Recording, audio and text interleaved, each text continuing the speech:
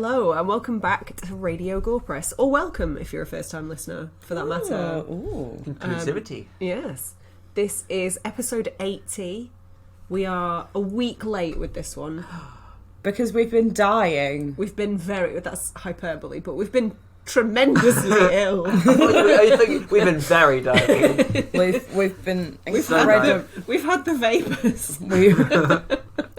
That seems like a terrible choice of phrase, considering the month. Ew. Do you know what vapours are? Yeah, I always associate that with, like, fainting women in, like, Victorian novels. I mean, that says more about you than it does about us. Fine. I thought you were talking about periods. Wait, do you know what vapours are? Yes. Does your menstruation atomise in the atmosphere? It's not. Is that not what moon Like one of those, for? like one of those Glade air fresheners. You just hit. Just every half an every 20 minutes. Ew. So if you are a first-time listener, I'm sorry. I'm not. Get used to it.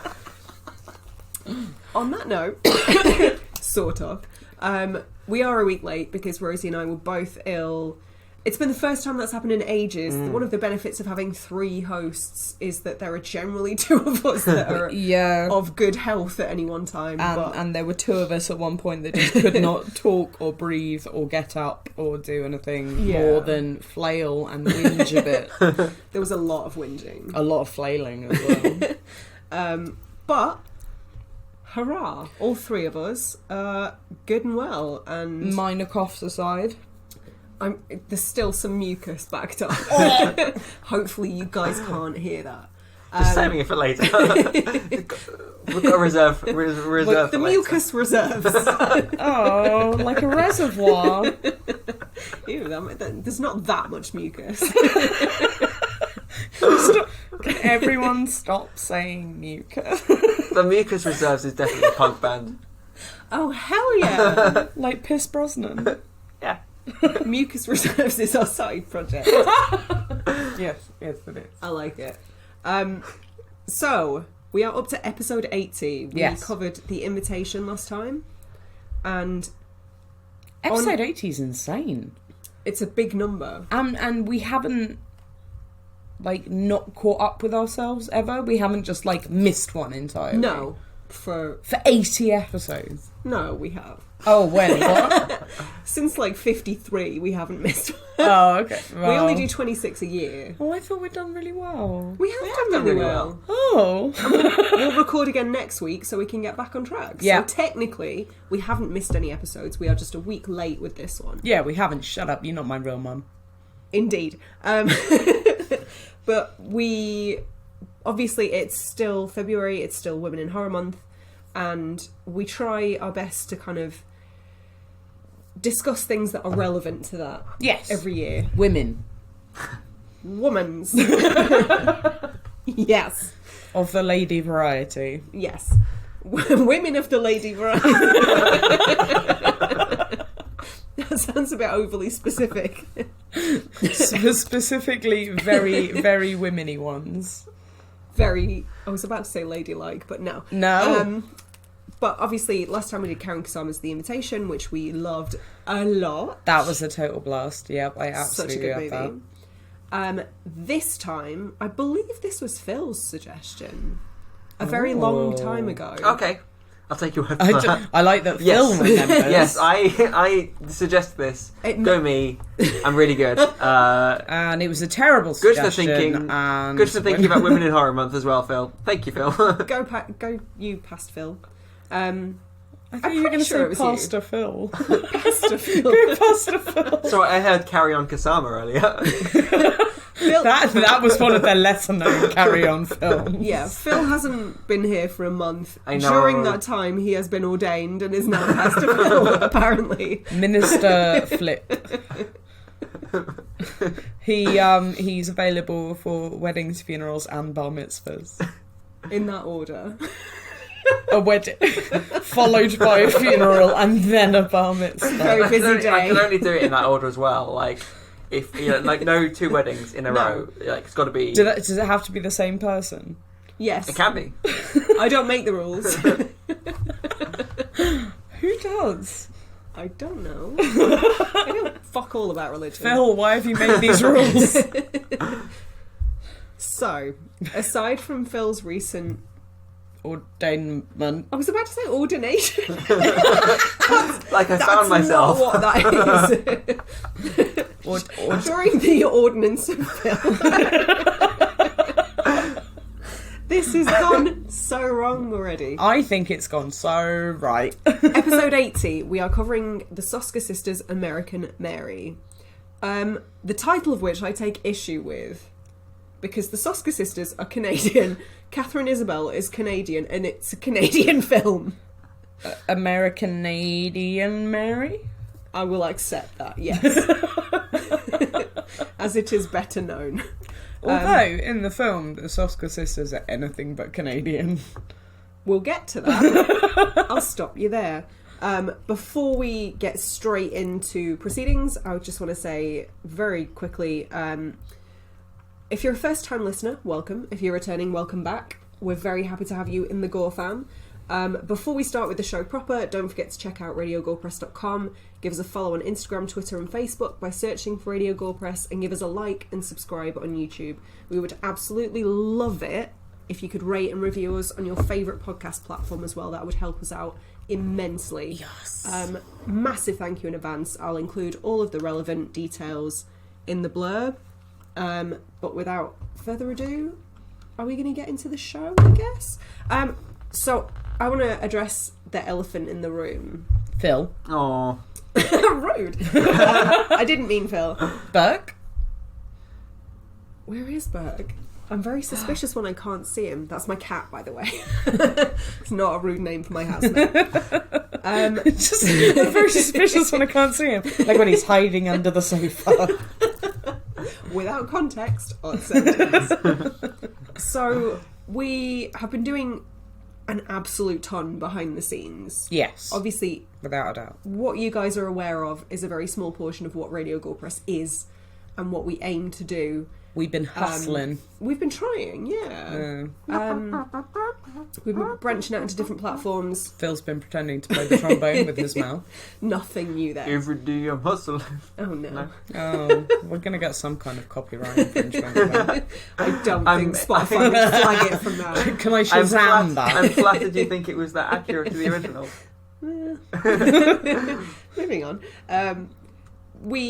We've kind of been talking for a while about what we want to achieve with the podcast and how best to go forward.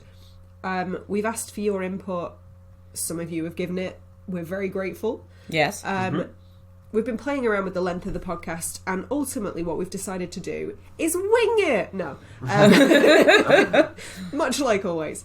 We're going to change the format a little bit. You've heard us talk about our Patreon, and we absolutely love the platform that's allowed us to have and the connection that it's allowed us to have with you guys. Yeah, for sure. And we really want to expand on that in the future. So I think going forward, we are going to change the format a little bit. Our mini-sodes will now be what used to be the first half of the show. Which is what we've watched. A little bit of news. Games that we've been playing. Yeah. A bit of, like a half an hour of chat. How we're doing. Yes. Mucus aside, generally. And we're going to dedicate the main show to the film that is in the title of every podcast. That you probably tune in for. Yeah, we realised it was to. a little disingenuous of us to go, hey, here's an episode on this movie, but before that, let's talk Here's about half an something hour of completely guff. different. Yeah. Yeah. Oh, God. I mean, I'm speaking only for myself. I think everything that I say is very worthy and important. Same. I can't say You the think same about everything that myself. I say is very Yeah, I can't say that about me, though. I would never. Oh, babes. But yeah, we're going to test this out for a while. If you've got any feedback, please do let us know. Hit us up on any of our social medias. We would love to hear from you. Yeah, if you love it, then review us, and if you don't, then message us telling us to change it. Don't negatively review us, Please. I will be very upset. That would be a particularly harsh way to leave feedback. But we are open to constructive criticism. Yes, for sure. So, without further ado, do you want to give us the synopsis? The Rosie? synopsis. Oh, is that how you pronounce it? Apparently. I didn't realise we were getting all fancy. Crazy. I know Is English. that the Canadian pronunciation? Canadian. Synopsis A. Sorry. American Mary follows broke student Mary Mason, who grows disenchanted with medical school and the doctors she once idolised.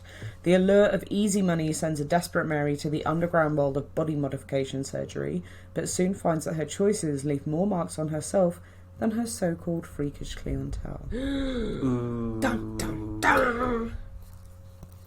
The end. That's it. That's all I got. Mm-hmm. There's another That little sums bit it up. about... Yeah, don't need to talk about that. Okay. So, this was, I believe, either a second or third time watch for me, and the same for you, I Same think? for me. Yeah? Yeah, I think maybe second. Second. Unsurprisingly, Rosie had not seen this. it is a first-time watch for me. Okay, so as usual, you being the first time viewer, I'm very interested in... Because I think Phil and I have spoken about this film I'm sure. years ago. Mm-hmm. I think, like, you're always just interested in what I have to say anyway. That's because everything that comes out your mouth is words of wisdom. Golden. It's all Established fucking this. nuggets of gold. Gold! So it was definitely a film. It was a film, yeah. I'm glad we've established that. made by some people. Some women's. Some women's. 2 of them, in fact. Mm-hmm. They look rather similar. Yes, the Soska sisters. I can't say... I know that I have seen other films that they have done, Okay. but I could not tell you what those films were. Okay. What about you, Phil? Again, I'm sure I have. Couldn't tell you what they were. Do you have much knowledge of them as sort of personalities I mean, they're in quite, the like, horror prolific, sphere? right? Yeah. In terms of filmmaking? Yeah. Not massively, actually. Oh, really? Yeah. Okay. But they are very outspoken in the horror They are community. known within the community. Very definitely. much so. And I think the mere fact that they are women who also happen to be twins Yeah. has sort of A niche within a niche. not... This is going to sound overly critical and perhaps a bit bitchy, and I don't mean it to, but I think those novelties alone have afforded them more attention than they would have got otherwise. So And I don't mean that in a negative way. No. I know what you mean, and I'm willing to say it. They have perhaps made films that aren't on quite the same caliber as others, but they've got more lip service and more They've made some crap. fame I'll because say it. they are women and also twins. Yeah, and I think they've been very savvy and they've levied those novelties to their favour. Why not? I think they're probably also very, like, active within the community and very active on social media Yes. and stuff like that as well. So Yeah, to my understanding, they do a lot of convention appearances and they've made it their business. 100%. And there's absolutely no doubt in my mind that they live and breathe horror. But they haven't always hit the mark, to my mind. So, can you reel off some films that they have made that I might know? Dead Hooker in a Trunk. That was their first film. Starting strong. I mean... Very incredibly low budget. Not that bad. okay. They have done... Oh, I haven't watched it yet. I own a copy. Haven't got around to it yet. They remade Cronenberg's Rabid. I don't know if I'm saying anything right on account of the northern accent. I mean, to be fair, you've forgotten a lot of words today. It doesn't bode well. No. We're only 14 minutes in. Doesn't body well. I've got a lot of words still to go. She said, choking over her Stumbling on sentence. it. Oh dear. Okay. So I'm going to say rabid because that's how I would say it. Okay, but again, sort of quite body horror-ish, so I suspect that is their drug of choice. I feel like, through watching this film anyway, I could be wrong, but I feel like they not only have like a vested interest within the sort of body mod community anyway, but that actually quite a lot of their films are quite heavy on the body horror and like shock value. To some degree, yeah. They also did a sequel to See No Evil. Right. Imaginatively titled See No Evil 2. Which also starred Catherine Isabelle, and was not good at all. Like, Continue seeing no evil. see no more evil. See no evil. No. Speak no evil. Hear no evil. I don't know. Don't do any evil. Stop eviling. Stop that. Careful now. So to me, like, I wouldn't say I'm a frothing at the mouth fan of the Soska sisters. I think some of what they do is great. I think some of what they do is crap. But I think they are doing a lot to further the genre, and I think they represent it very well. They also did the Tears for Torture Porn segment of ABC's of They Death. did. So yeah, body horror, fully. So put yeah, that out they there. kind of like not use that as their like vehicle, but that's what they're good That's at, their niche. kind of thing. Yeah. I mean, at the very end of the credits of American Mary, it kind of rolled up for Eli Roth. So, I mean... Yeah, which, to Again, be honest, big I into the take torture umbrage porn. with. I mean... Because... after Knock Knock... Why did you mention that? I'm so sorry. You know, Instagram, like, questions and stories and stuff. Mm-hmm. Another horror podcast that we love, like, Griff, and that was asking some questions. You can name check them. I genuinely don't know if I can. The Groovy Ghoulies podcast. They've got to change that, man. I'm not okay with that. But he posted up some, like, ask me a question thing. And it was about a film that I can't remember the name of. And somebody went, oh my God, like, I love everything about Eli Roth. Like, he is my idol. Who in their right fucking mind chooses Eli Roth as their idol? That guy. That fucking Eli Roth. guy.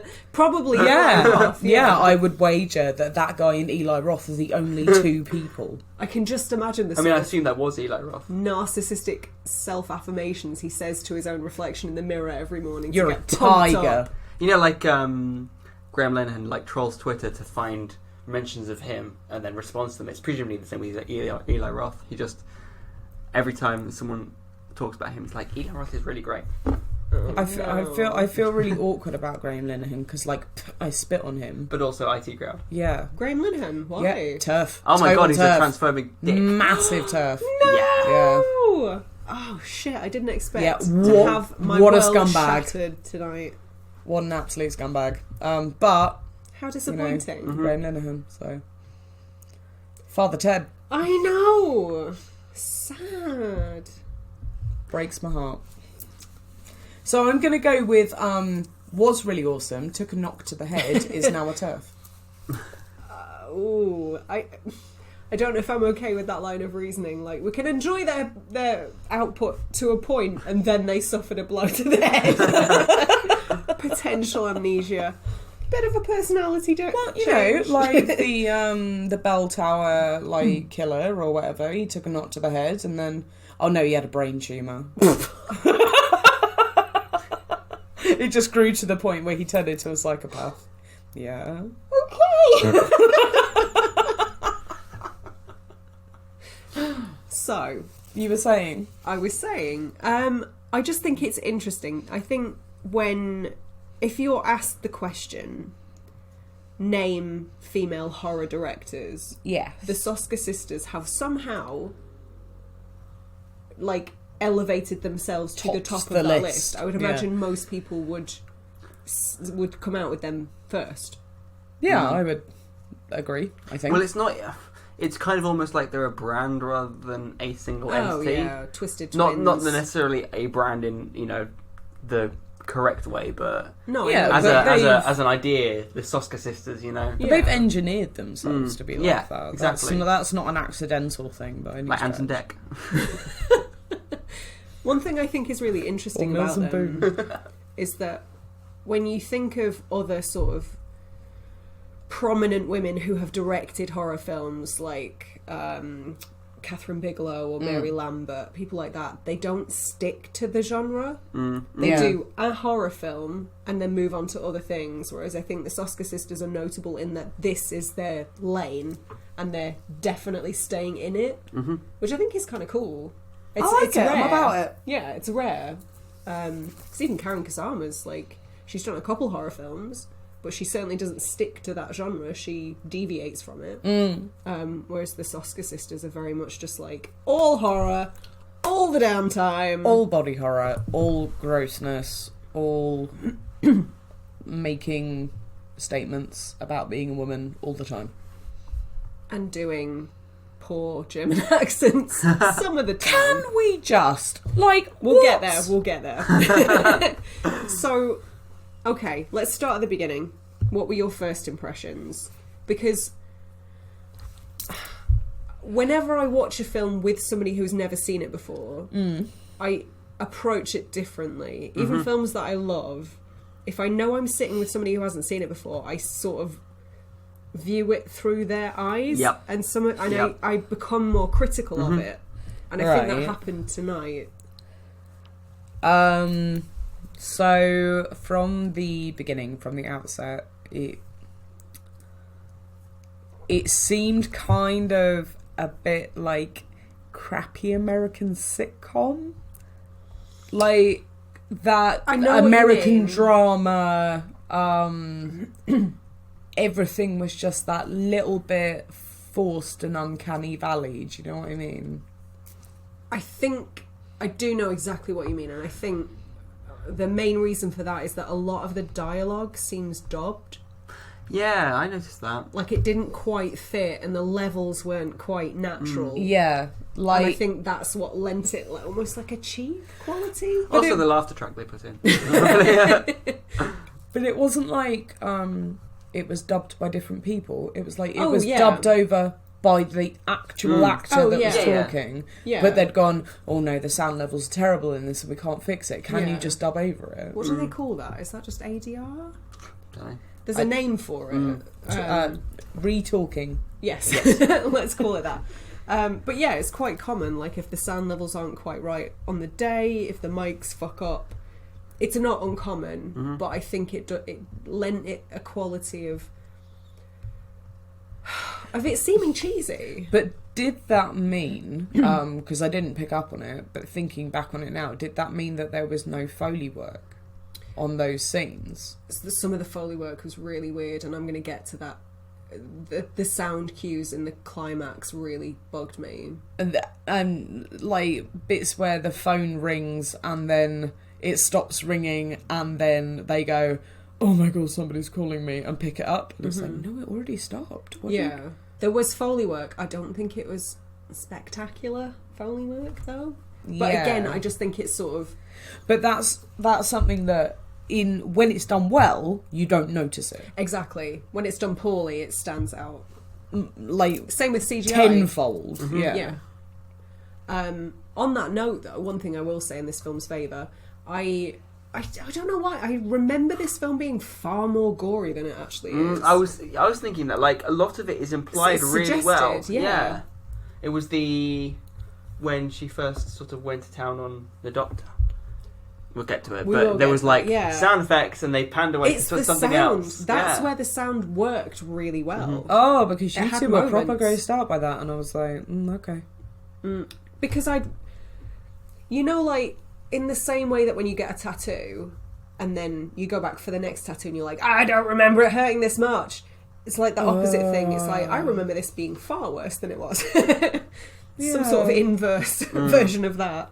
I remember every tattoo being like just as bad as the last. I hate getting tattooed. Oh, I hate getting tattooed, which is a Like I strange love thing the to I say. love the outcome, Yeah, I don't always love that.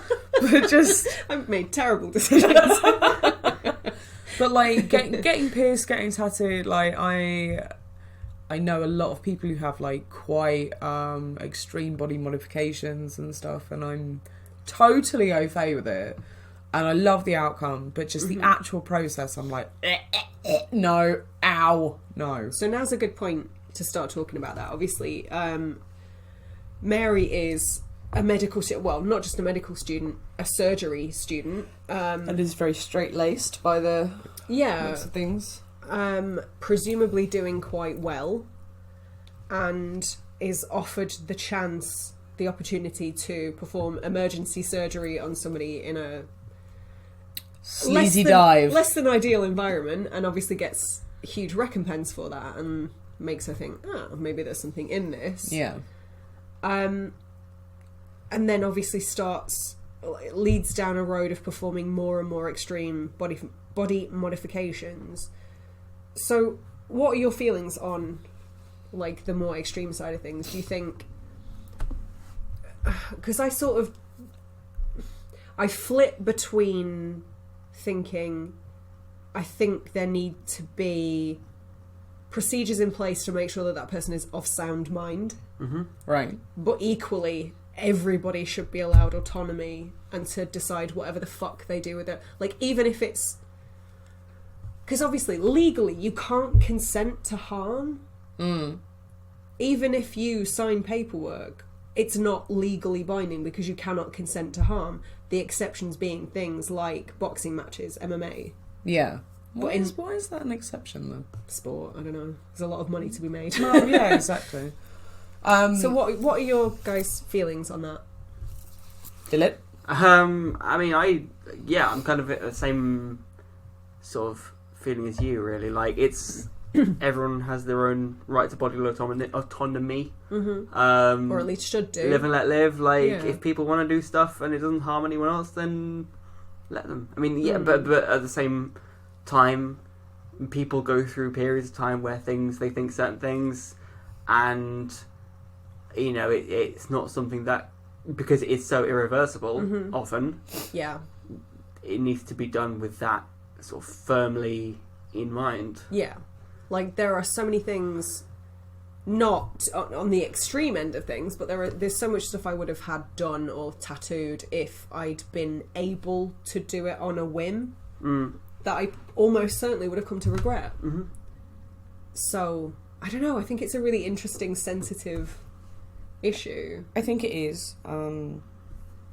I totally agree with the idea of, if you have full autonomy over your own body, then you should be able to do whatever you want to it, and you should be able to access the ability to do that safely. It ties in really closely to ideas about abortion laws, And for sex example. work.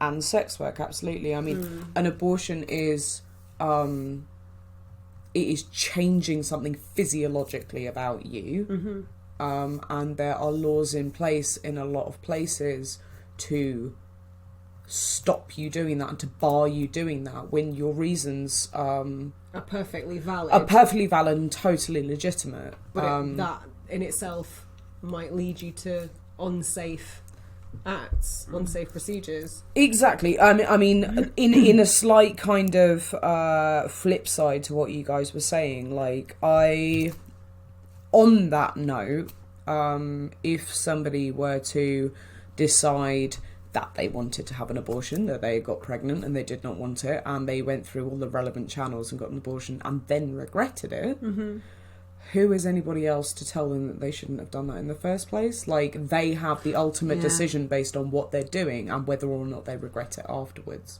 And that's theirs to live with, you mean? Yeah, basically, yeah. It's not up to anybody else to decide what is best for somebody else's mental health. Yeah, I do think it's an interesting comparison. I think things like abortions are more of a hot button topic, and I think when it comes to the ramifications of your decision, either way, it's far more important. Whereas the body modification stuff, it's not like, say, if you're born a man, but you feel like you're a woman, so you want to have surgery to present yourself the way you feel inside. I don't necessarily believe that people think I should amputate my hand. So I'm gonna go do that because that's how I feel inside, that I should be an amputee. I disagree. I wholly disagree. Yeah, because when I was growing up, I desperately, like, in the heart of my heart, did not want to have one of my legs.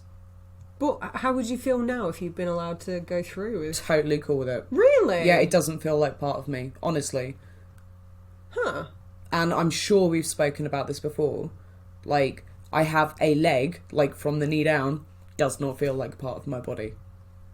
I mean, I've heard of, like, phantom limbs and stuff, but I've never heard of that phantom limbs sort is of once dysphoria. it's been removed, like, you feel it. But yeah. that's it. Like, but that's what I mean. It's a having a body version of dysphoria that I'm not aware of. Yeah, it totally is. And it's way more commonplace than you'd think as well. Okay. And that's why people have voluntary amputations. It's not because they feel like they get some kind of like kick out of becoming disabled or something like that. A lot of people genuinely have a body dysphoria presumption that about that's what it was. I just don't know. No, absolutely. But I think the assumption is made that people who have like a leg removed or an arm removed or something, like they have some kind of they fantasize about the idea of like being disabled and being other. Whereas actually it's, I mean, for me, like growing up, it wasn't about that at all. It was just like I felt like a part of me didn't belong on me. Yeah. And to a large extent, I still feel like that, but I kind of settled myself with it because... Do you really think if you'd been able I think to if I'd got to like 16, 17 and I'd had the ways and means and gone like, yeah, take my leg off, I don't think I'd regret it. No? Really? Yeah. I'd have a bionic leg, it'd be fucking awesome. I mean, yeah. Cyborg Rosie. That does sound cool.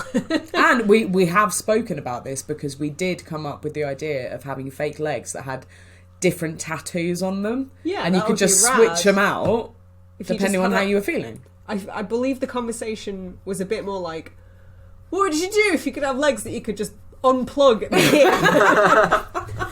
end? But you know, I think about this a lot. Apparently, I didn't know that's where the conversation had stemmed from. For you sure. just came out with it over coffee. I find this really, really interesting subject from the point of view that like actually I've always felt like part of me doesn't belong on me. Like I don't think I would ever act on it is the difference. Okay. I don't think I would ever necessarily go, it's the right time and the right place to have my leg cut off.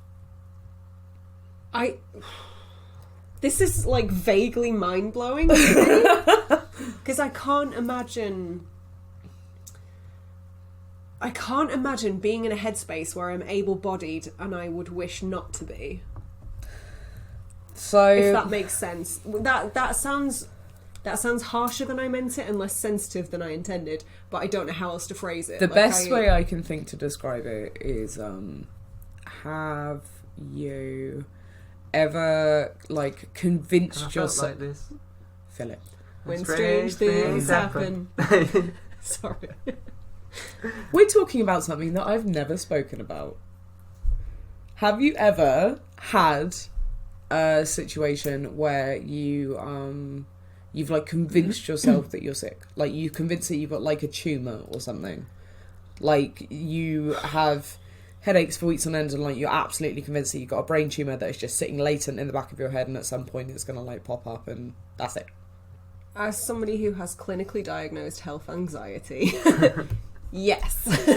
It's usually more hyper-specific than that, but yes. So it's like that, that constant worry that something is wrong with you. It's just that the thing that is wrong with me is what most other people accept as being part of themselves. But I think that's sort of... I completely understand the analogy. I understand what you're saying. But I think that's where I struggle because I know anxiety is a really difficult one and you believe what your brain is telling you, but I'm at a point in my life now where I can go, brain acting up, being dumb. Yeah. So like, I well, like, wouldn't do anything rationally. about it because I know it's psychological. Well, this is it. Like, rationally, I know that, like, hello, this is my leg. Like, it's attached at the knee, and it's going to stay that way for a long time. But you know, to the point of almost fantasizing about getting into accidents and like losing the leg. Like, that's interesting.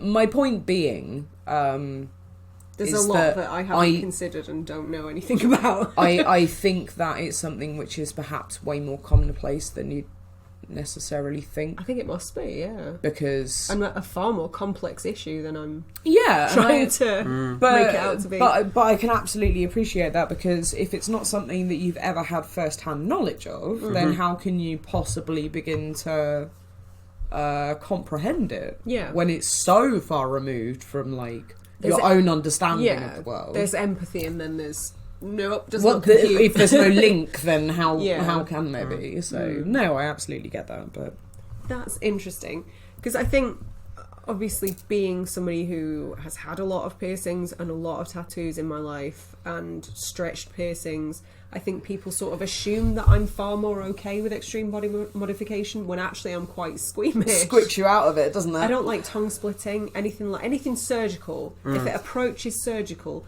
I'm not down for it. What about No. those little No. like implants that get put in the hand for Any like dermal opening? implant can get in the bin. Really? I hate it. Ooh. And I mean, I haven't got one. And I don't just mean like the 3D implants. I mean dermal implants, like the piercings that don't have any Like the in and out, anchors. the ones that are Yeah. stuck in there and you have to have them surgically removed.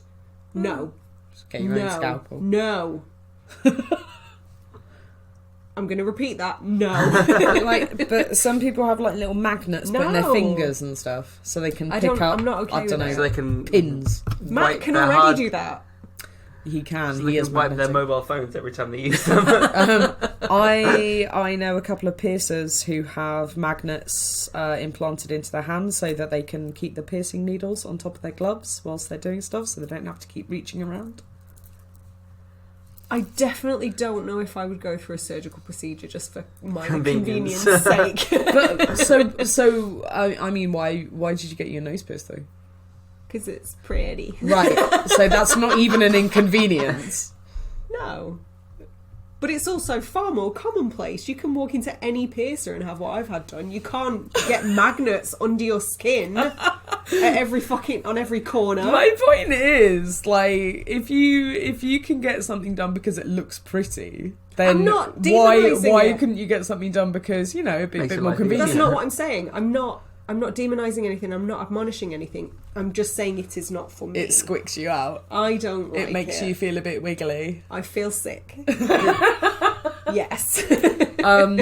I live in the constant battle between what I probably would get done and what I think my mum would disown me for. If you had free reign, would you look like Dee I am Snider from Strangeland? 33! Are you saying that I look like Dee Snider but with piercings? No, I meant like a full half facial tribal piece. Oh, I'd love it. The whole thing. I genuinely don't know if I'd get facial tattoos. Maybe a little one. I would, if I were more confident. Fuck it, do it anyway. Just get your own face tattooed on your face, then no one will know. I'm gonna get my face tattooed on your face while you're sleeping. Oh no! Monica will wake up next to me. I would have a lot more stuff done. I would have a lot more piercings. I would have a lot more tattoos. Yeah. And The only thing stopping me at this point in time is money. But I still Sign live. up to our Patreon. I'm 33 and I still live in like complete fear of my parents just judging me. I gave up on that a long time ago. My parents hate my tattoos and my piercings. Hate them. My mum... I mean, you're kind of at the point of no return now, though, aren't you? I feel like this might be an only child thing. Right. When I was 18, my mum turned around and said to me, if you get one more piercing, you're out of the will. And you went, nah! That day, I went into Manchester and got 3. Sarah, Well, you are thus- a brat. Thus, And they still have no one else to leave their money to. Dogs Jokes on trust. them. Dogs trust. Cats protection. I'd be happy if it went to Dogs Trust or Cats Cats protection. I also adopt a hat. protection. You've adopted several hats already. You have too many trilbies. Bought hats. Haven't adopted hats. You have 3. Semantics. Potato. If anything, they need rescuing in a bin. In fairness, I hadn't touched them in years.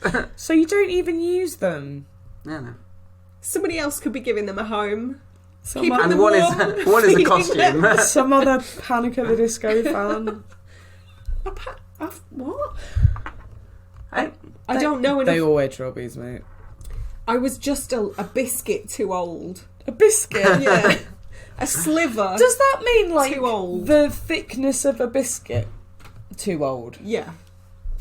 This much. Is it a biscuit on end or a flat biscuit? Flat biscuit. Right. Okay. Okay. Like an almond thin. Like a Florentine. Are we talking like chunky cookie or rich tea? Oh, rich tea. I fucking hate rich tea. Richie's Rich are tea great. are vegan. That doesn't mean I like them. Oh, well. It's no accounting So are for ginger taste. nuts. Ginger Which nuts are are great. also amazing. Right, ginger nuts are brilliant. Rich tea, bit shit. I love rich tea. I like rich tea. I More- like really bland food, though. More for you guys, to be Yeah. honest. Cool. Beige food. Next podcast snacks, rich tea. I'm bringing my own fucking snacks. I'm getting a pizza. You did! You sat there eating jelly meerkats. That did not look like meerkats, that looked like very tall men. They all look like Jacob Rees-Mogg. Do you know what they reminded me of? Jacob Rees-Mogg. Like the early days of the internet. Like all I saw was long cat. Jelly Long meerkats cat is reminded long. you of the early days of the internet. Long was cat. I'm. You can. Memes, It's a you know cat what that's memes long. are? It's a cat that's very. I know. Icon has cheeseburger. Long cat. He's very long. They look like that, just without the hands of the human holding it. Anyway, talk So about the a film. long cat with human hands. Yes, A long cat is very long. yes. Glad we've established that. Talk about Canadian Mary. Can we have a little chat about how I want to say, is it Catherine Isabel? Yes, Is frighteningly beautiful. yes. She has never looked better than in this film. She is intimidatingly gorgeous in this film. But like, in a way, I can't verbalize it. But That's I'll a try. terrible thing to admit when you're on a podcast, But in which verbalising is your only thing to do. I'm just gonna mime it, and you guys can guess. Why don't you say mime? I'm just going to mime I it. can't say I definitely had words. I've Is been this going to ill. be a mime of you having a shift day?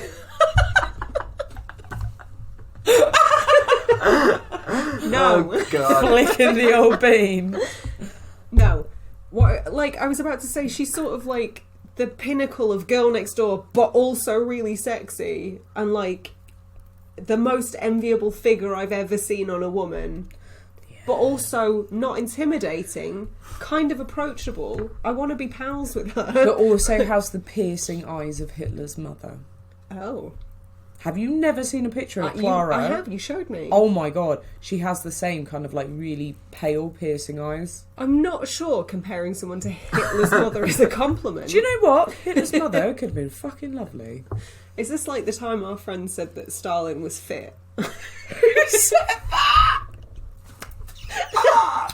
I mean, mouthed no, it, I can't say. no accounting for taste is all I've got to say to that. Like, But yeah, no, I'm here for Catherine Isabel. She doesn't always make the best decisions career-wise. oh, okay, the actual actress rather than the character. The character makes awful decisions. Terrible uniformly. decisions, really, really bad decisions. Across the board. Very unethical. Does not adhere to any the sort of Hippocratic code- Oath yeah. at all. any sort of ethical practices. Um, But, no, Catherine Isabel, kind of like a low-key horror icon at this point. would you say that she is a bit like a 21st century scream queen kind of thing? No, because she's picked more interesting roles than the average scream queen. And that's not... That sounds really shitty. That's not me crapping on scream queens, but I think she's sort of a different beast. Yeah. Because, I mean, Ginger Snaps... fucking genius film. Brilliant. This, obviously. And also was really, like, intimidatingly pretty and very alluring in Ginger Snaps as well. Mm-hmm. Like, plays that role really well. Yeah, 100%. She was in Freddy vs. Jason. Brilliant. Which I love. It's not great, but I love it. She showed up in Supernatural for a little bit. She's been in a bunch of stuff. I don't remember her in Supernatural. Yeah, a few episodes Okay. early on. She was a ghost. Very early on. A supernatural ghost. I've never seen Supernatural. I think you might be misunderstanding the show. Few ghosts. Very few ghosts. Is all I'm saying. You look startled and you look like you're about to verbally beat me up. So I'm just saying, very few ghosts. In Supernatural? Yeah. Lots of supernatural shit, very few ghosts. Wait. There are other things! Other ghosts? There's a Wendigo. Wendighost. There's a film. Why the Wendigos? The Asylum not made Wendigos? Gorepress Productions, Wendighost. Can we get Larry Fessenden to direct? Please. I think just by uttering the word Wendigo, Larry Fessenden's ears are just You say Wendigo 3 times in a mirror. Larry Fessenden. Brilliant. Like this. With his little ears picking up. You rang. So, yes, obviously, Catherine Isabel. I mean, this film solely rests on her shoulders, and I think she carries it very well. She gives this brilliant performance where it's like a slow and steady decline into madness and psychopathy. But it's not two-dimensional. Like, that moment where your favourite, Lance, the Yes. bouncer... Oh, Lance. And he sort of... Lemmy Trejo. Lemmy Trejo. Yes, Lemmy Trejo.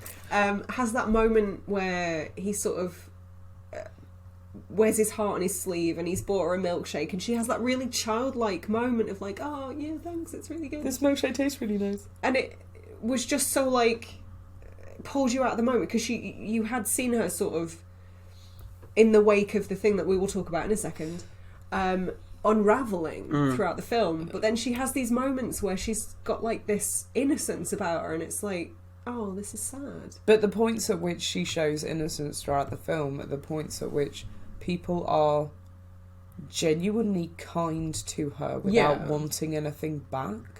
Which is rare. And the rest of the film, people are kind to her and then stab her in the back.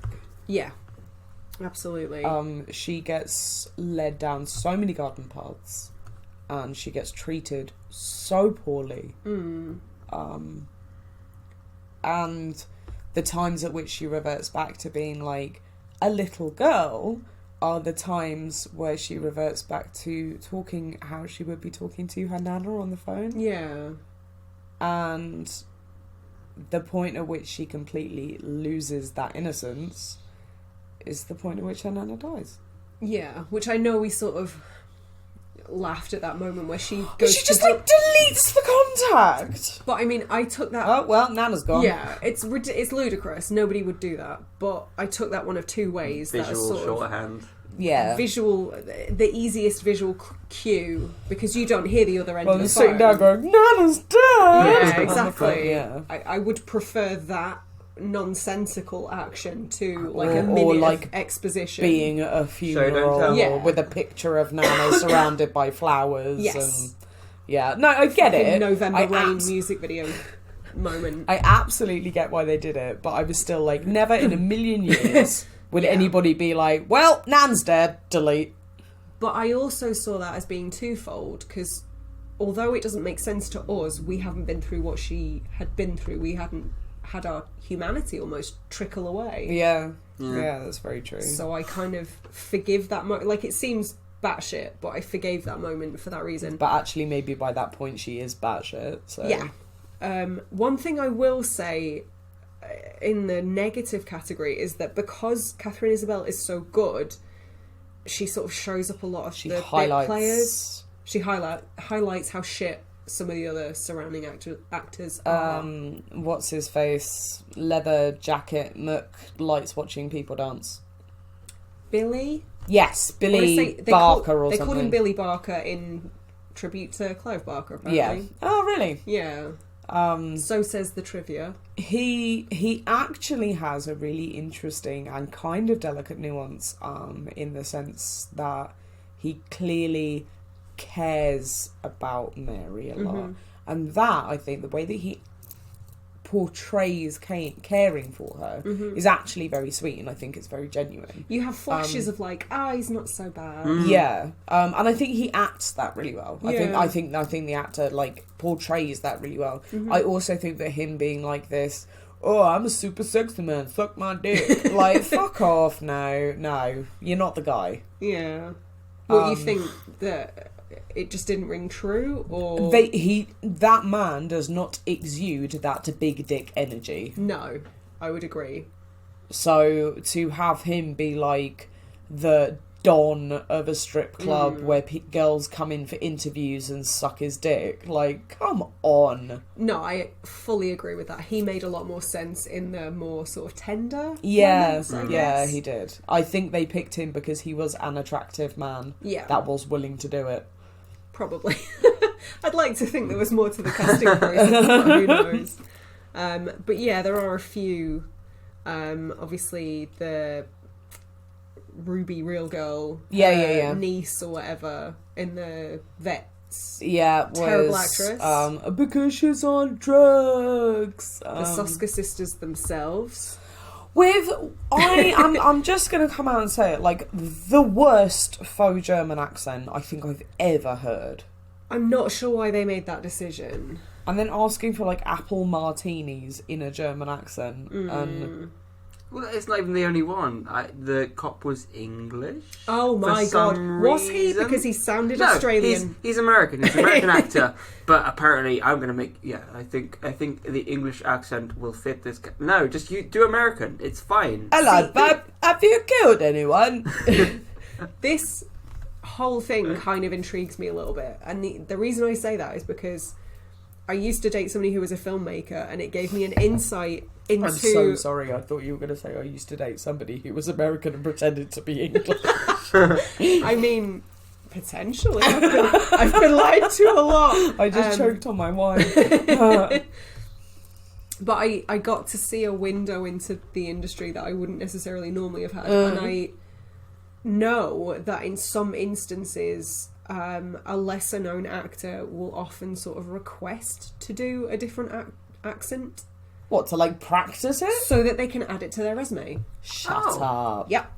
It's not always... Can I be really shit on your film so that I can tell people that I was really good on it? But this is it. It's not always at the behest of the filmmaker. Sometimes it is the actor that requests to do it. That's amazing. Do you want to be a policeman in this film? Yeah, but can I be English?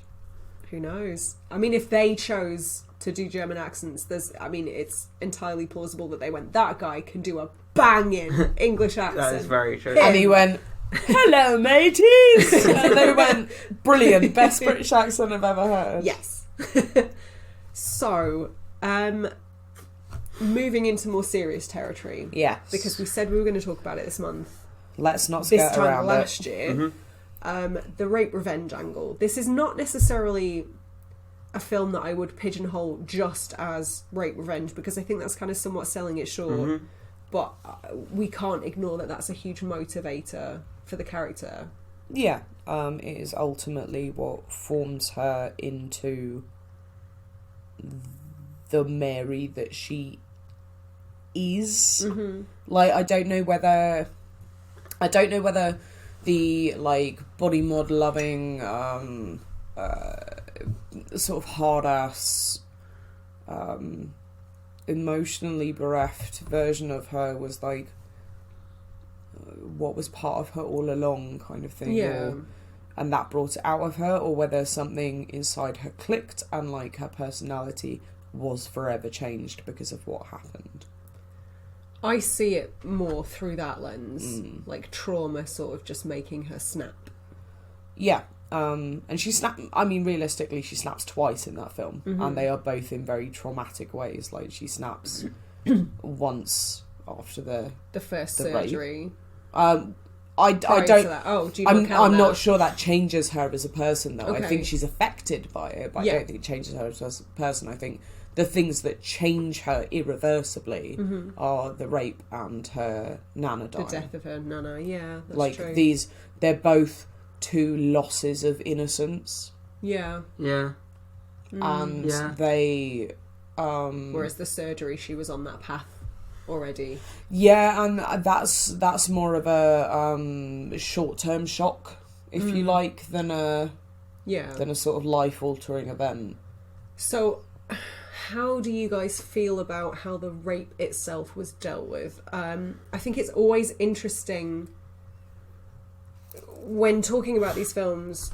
There are so few of them that are actually from the female perspective. I mean, this film was written and directed by two women.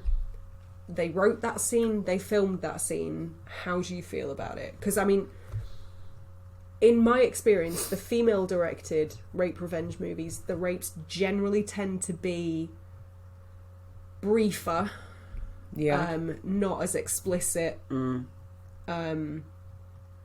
But then I think you need to see a window of it to explain, to justify the revenge angle. I still think there was like a visceral aspect to this. It was. scene, I though. mean, it went on. It's longer than I was horrifying comfortable with. without being explicit. Yeah. Yeah, Yeah.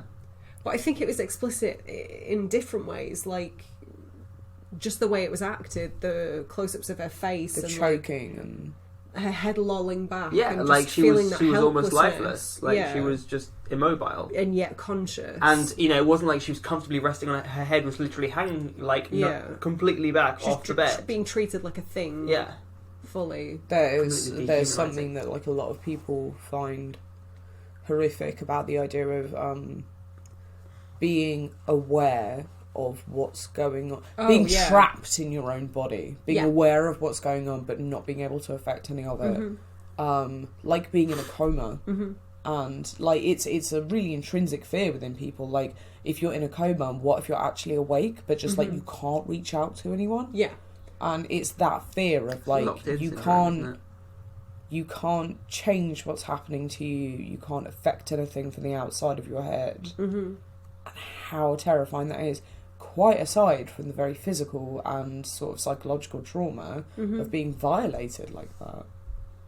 I think the psychological trauma is far more Yeah.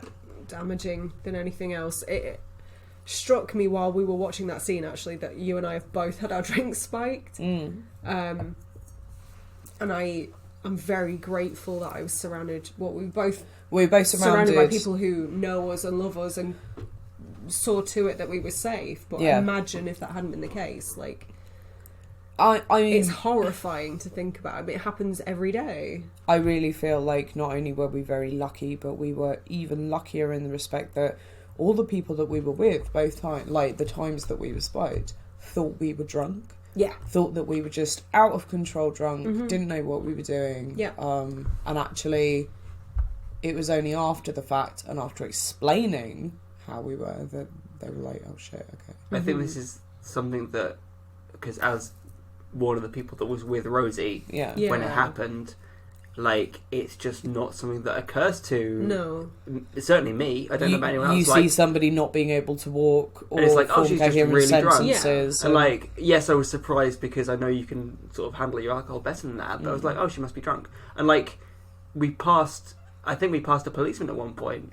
Well, this is it. And I didn't go, oh, she's in trouble. I was like, oh, she's just drunk. We'll just get her onto the... And it was only after you kind of came sobered up by sobered the up. point that we got back home, and I was like, what the fuck was that? Yeah. Like I'm not gonna lie, that came like I thought of that moment as well. Like when it was happening, that's immediately what I thought of. And it's kind of impossible not to when you've been in a situation like that as well. Yeah, but it sort of struck me at the time while the film was on that I think it's easy to sort of watch that and go, those drugs aren't that fast acting. This has all happened way too quickly. They fucking and it's like, are. Yeah, the reality of it is that's actually probably quite true to life. So yeah, it's horrifying. And obviously Women in Horror Month, I feel like that is not a uniquely female issue, but all I'm going to say is I don't know of any men that have been spied. I think it is a predominantly female issue. Yeah. I think it's not exclusively, obviously, yes. but like, of course, men can be drugged too, men can be raped too, men can be I'm attacked sure it happens in much more the than we same hear way. about. Oh, definitely. Absolutely, and I think there's a big psychological aspect to that as well, with men not coming forward. Toxic masculinity. Well, look at Terry Crews. Pressures. Terry Crews, of all people, Yeah, coming forward, and then the reaction and then that being got, mocked, being mocked for it. Yeah, like of course that's going to affect other people, other men coming out. You are the exact fucking reason why he didn't do that earlier. Like this six foot whatever. kind of so many men are going to be like guy. this pinnacle of masculinity got mocked publicly for it. I'm not going to say anything. Well, exactly. And like he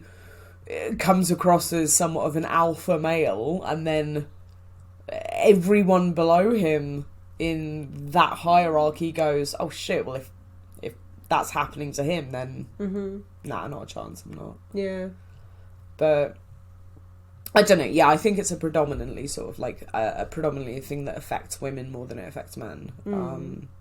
Or happens to women more than it happens to men. So, how do you feel, both of you, about... I mean, rape revenge is its own subgenre. Yes. So... For good reason, I think. Yeah, but interestingly, like, this is what I want to know. This is something that I've been asking myself for years, and I still don't necessarily have any concrete answers to. I'm not okay with rape as entertainment, and yet I watch these films. And I can't reconcile that in my own head. As a feminist, that doesn't sit right with me, and yet I still do it. 2 points. One, this is going to come out of left field, so I'm going to say this one first. Okay. A lot of vegans show people who aren't vegan videos of animals being tortured or like chicks being macerated, that kind of thing. I'd just like to quickly point out that Rosie and I are not those vegans. We are not Facebook No. But they must have sought those videos out and watched them in the first place. Does that make them less vegan? No. You watching this doesn't make you less of a feminist. It doesn't go against the things that you agree with. I know, but it's what you're not saying. about not about the watching. It's about the enjoyment behind and watching it. But do you get enjoyment from watching that though?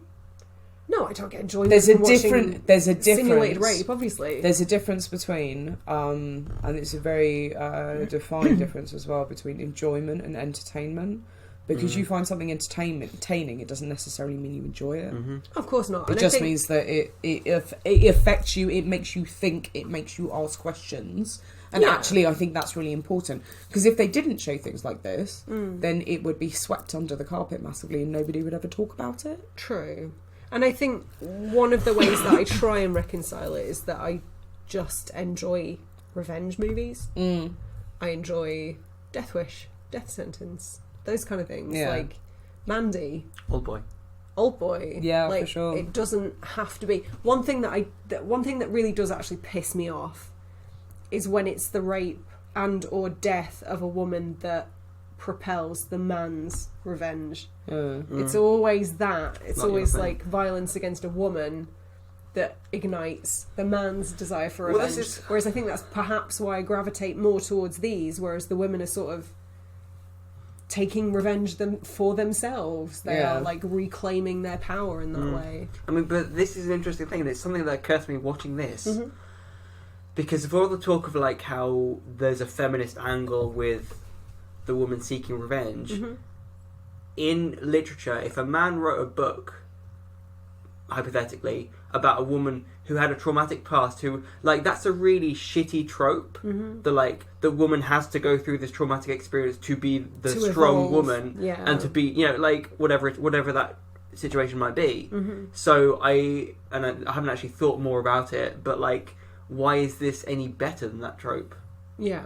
It's an odd one, isn't it? Because if like I said, if a man wrote this book and it was like, oh, she had, you know, she miscarried, and, you know, or like she was raped, like, that would people wouldn't like that. No. Fairly, because a woman shouldn't have to experience a traumatic event in order to be A decent strong person. character, Yeah. like strong in inverted Yeah, commas. of course. Like, and so why is that any different for rape revenge movies? Yeah. What I find really interesting about this film is that Mary is like an intelligent and strong person, and she is dealing with her own shit before any of that trauma ever occurs. True. Like, she will not let anyone help her. Yeah. I think one And of it was the reasons... it was her choice to actually venture down into the underworld in order to solve her. Every choice that every situation that she ends up in post the event, post the rape, like, is her own choice, and it is her own considered choice as well. Yeah.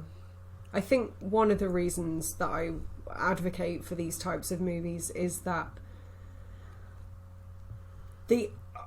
if it was just a woman sort of going around and killing people willy-nilly, not so entertaining. When it's this, it becomes sort of amoral. And that's one thing I love about this film, actually. They don't condemn anybody apart from the rapist. Yeah. Everybody else is viewed through a very amoral lens. Yeah. There's no judgment there, and that extends Absolutely to the body not. modification community. There's very And like sex work and people who yeah, run yeah. like sleazy clubs and hitmen and like there are shades of judgment between characters, but the filmmakers themselves obviously show very like no judgment of any alternative lifestyle, if you want to call it. And I think that's an interesting sort of distinction to be made. Like if it was glorifying violence based on nothing, you know, you could take more umbrage with it, but there was justification for it, and it becomes sort of amoral. yeah. Like she wasn't a bad person. No, I don't think she was. Bad things happened to her, and it sent her down a certain path. Yeah, I just think that's interesting. The only people they view as immoral are the rapist. Yes. The people that facilitated that. I don't know. I don't think that it was ever intentional to portray her as like a bad person. I genuinely don't think that she is a bad person. No.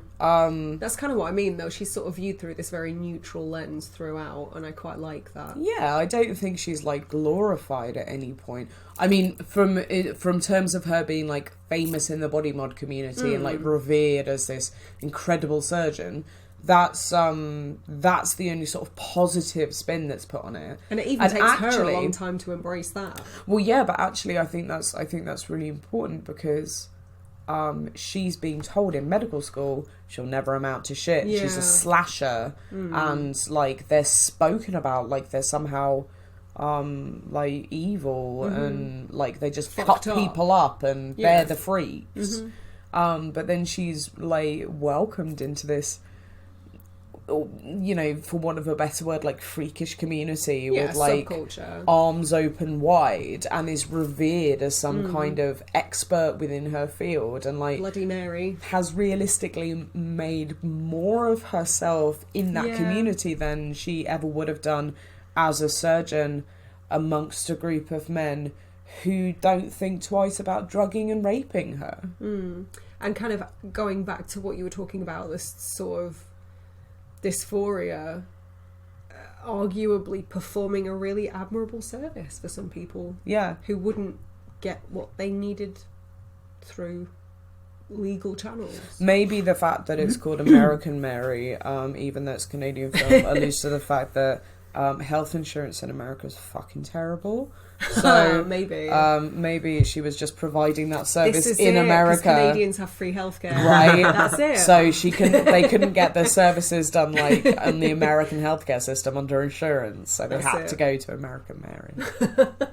I've worked out, lads. The code. I think it's interesting we're sort of referring to this as a rape revenge movie because do you not see it as one? Not necessarily. Okay. Because in a traditional rape revenge movie, you have the rape and the woman gets revenge on the rapist, and it's like, yeah, she's great, all cheer for the woman. Whereas actually, Mary's kind of an anti-hero. There's a lot more nuance. She gets that revenge, but actually you're like, oh, this is serious shit. Like, you don't actually cheer for her in the same way because her situation. I don't, yeah. Well, you know what I mean. Like, it's not. You're not the revenge isn't glorified. Yeah, which is traditionally what would happen in a rape revenge movie. Yeah, it's not as cut and dry. Yeah, that's for sure. And that's more what I'm getting at. Yeah, and so. But also the point where she is stabbed and tries to stitch herself up and dies. I don't think you can miss the fact that she dies in a position as if she is being crucified. Yeah. Oh, yeah. No, in terms of like the actual journey throughout the film, like you're meant to in these rape revenge movies, you're kind of meant to view the revenge as a empowering kind of. You're meant to enjoy watching that happen. Yeah. Whereas American Mary is a bit more muddy, like the actual kind of descent into because it is. She's gradually losing her humanity as we've kind of talked about. You know, she's becoming less and less human. Yes, she is helping all these people out, but or actually is she becoming more and more human? I think that's probably a good place to sort of wind up. I'll talk about it actually because that ending, man, I know a lot of people consider it to be quite anticlimactic, but to me it's sort of the ultimate tragedy because the whole movie becomes this series of terrible things that happens to a woman that doesn't deserve it. And she's killed by somebody that doesn't understand why she's done what she's done. Yeah. And it's not the villain. And like I say, she dies like she's been crucified. She dies a martyr. She dies having been through trauma and then helping people work through their own. And no matter how talented a surgeon, she couldn't save herself, ultimately. It's very sad, actually. I'd forgotten quite how sad it was. Kind of poignant. Yeah, I remembered she died. I remember she got stabbed. I remember the circumstances surrounding it. I don't remember feeling as sad when I watched it last. Do you think part of that was like just through rewatching, or do you think part of that was also, like you said right at the beginning, like you were more inclined to watch things through a first time watcher's eyes? Potentially, yeah. Because I did find it really sad. It does change things. I did definitely find that really sad. I found it really almost kind of on the nose with the way it was so like, we are making a statement. This is so poignant. It's just, I understand it because no negative actions go unpunished. Yeah. But ultimately, it's so tragic. Realistically, she had to die. Yes. At what point at the end of that film would you have been happy if she'd just like run off with Billy Barker to LA with the bird and a suitcase full of money? Yeah, like of course. A little part of you would have been like, yes, absolutely, she totally deserves all the money in the bird. But also particularly the bub. Yeah. The saddest bit for me, in the end of that film, was the policewoman taking the bird out. The bird, the covered over bird, taking it out. Because I feel like there was a point to that bird as well. I don't think it was just a incidental addition. I feel like that bird was a caged animal for a reason, and it stayed caged at the end. Like, never really free from your traumas. Yeah, I think again the ending is another thing that distinguishes it from other flat out rape revenge movies, and that is generally that the women take their revenge find peace and go on living their lives. None of the this women doesn't- doing this. Yeah, this doesn't happen in this case. Beatrice doesn't. Ruby doesn't. No action goes unpunished, and it's very, very, very sad. Yeah. Can we give a little shout out to Tristan Risk as Beatrice? She was so She's- good. She's so cute. She was adorable. Yeah, I'm glad. So I assume it was Yeah, thoroughly enjoyable enjoyable, watch. massively enjoyable. okay. I think it was a good one to close out Women in Horror Month. Do you want to sum up your feelings on this movie, then, guys? How about you, Phil? No, I really enjoyed it. Second or third watch. I think I got more out of it this time. I think having that space to just like sit down and talk about it, it's become a really like it was actually it's sort of reframed what the film was about. And I really like that. It was a really good film to actually sit down and talk about. You know, it's one of our more serious episodes, and I think I really enjoy think it these needed episodes to where be. we kind of like deep dive into like the kind of statements a film might be Yeah, saying. of course. Yeah. So yeah, no, I really again enjoyed inverted commas, but we know what you mean. yeah, In the same way that I enjoy Martyrs. yeah, yeah. Sicko. What about you, Rosie? I felt like it brought up a lot of things for me. Oh, really? Not necessarily so like on the nose, as you might think, but a lot of ideas about and memories about sort of like loss of innocence and trauma and how one sort of comprehends and deals with that trauma. Yeah. And I thought that was a really interesting insight, and I could make a lot of comparisons and a lot of parallels. I thoroughly enjoyed it as a film. I actually thought it was quite funny. Yeah, we. There was a weird little vein of comedy. We running said through that it. throughout, actually, when you went for a cigarette. Phil and I both were kind of talking about, like, I don't remember the humour the first time round. Yeah. And it's almost like, because of the subject matter, I found myself going, oh, that's funny. But is it okay to laugh? But like it's not not overdone. It's just like little short punctuations of comedy throughout it. And I listen to a lot of, like, podcasts that deal with true crime that could also be described as comedy podcasts, so I appreciate a bit of brevity to punctuate or to puncture the seriousness, should I say. It's kind of just good filmmaking in a way, because if you had this film with It's not no one comedy note. in it at all, it would be a slow and steady decline. Just and the most depressing oh my god, experience. so fucking bleak. It would be like Threads. It would be absolutely like Threads. Yeah. But these little punctuations of comedy throughout adds little, like, tiny little slaps around the face. Do you know what I mean? Just it's like a right moment back in the room. Yeah, exactly. Like a moment where you can breathe again. It's like, okay, no, this isn't happening. It's fine. Yeah, it's the kind of it's paralleling the joke and the punchline. Well, yeah, kind of like rhythm. a tension kind of chart of Yeah, a yeah. film. Like you get the rise, then there's a Yeah. fall as the situation resolves. Then it gradually, tension gradually rises overall, but there are peaks and troughs as it goes. And in the same way that happens, you know, with the drama escalates, but actually is punctured by, as you say, like these elements of humour that just ease it off a bit. Which actually That's what made the rape scene so shocking and so because there was grinding. that There was a window build of up the and a movie build where up there and was a no build up and a humour. build up and a build up, and there was no and it became punctuation. Yeah.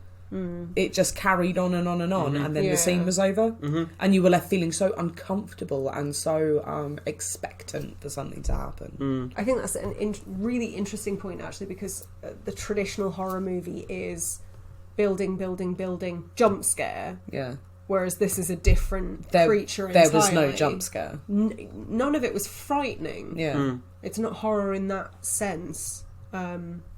Unsettling. Like I say, definitely unsettling. Definitely gives you a lot to think about. Definitely one to sit with, and like you'll think about it after the fact. But not in the traditional sense. It's like I say, this was my second or third watch. I think it's a really good film. I think it's a really solid film. I think it's the Soska's best work to date. Still, horrified that it's already 8 years old. Oh my god! Yeah. They switched arms 8 years ago. They did. They drank their apple teenies 8 years ago. I would like an apple tea. Such a bad accent. Yeah.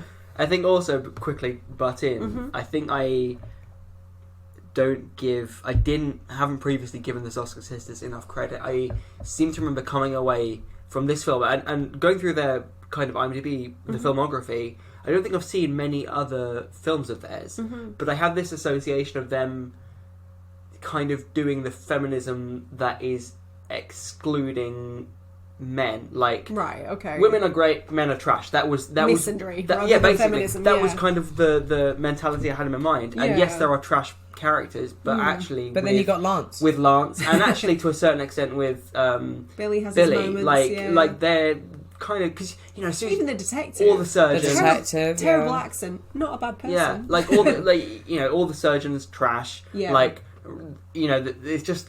That was my assumption, or not my assumption, but that was what I remember feeling. I think and that's having why- rewatched it, I should Yeah. not so certain about that anymore. That's why I like to view it as like amoral rather than immoral. Like, Yeah. there's no Yeah. condemnation there. It's pretty equal rights.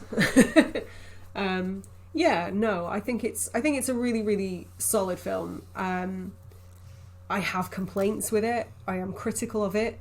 I think some of the sound cues are terrible.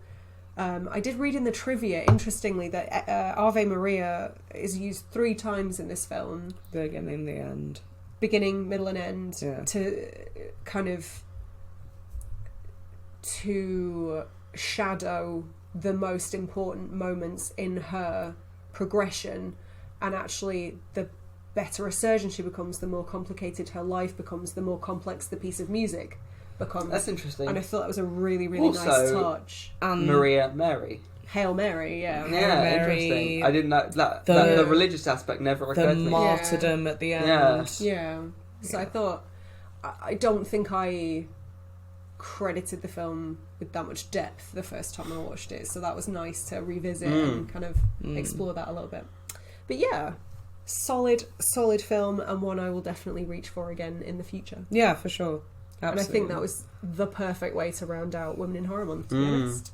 Yay! Good work, guys. So yeah, I enjoyed the heck out of that. I hope you did too. Come and find us on social media. We would love to chat to you. Absolutely. Massive thank you to our patrons. You guys are the absolute fucking best. And if you want to join that train, come and talk to us on Discord. Then just visit patreon.com/Radio Gorepress. And if you don't want to do that, feel free to Then just that's give us a review. yeah, It subscribe. costs nothing. Review us on your favourite podcast platform. Absolutely, you have no idea Rate, about review, how much that would help us out. Recommend All the good things. all the stuff. All the R's. All the others. Yes. Give us all your R's. And on that note, massive thank you for listening. We'll see you next time. Stay spooky. Bye bye.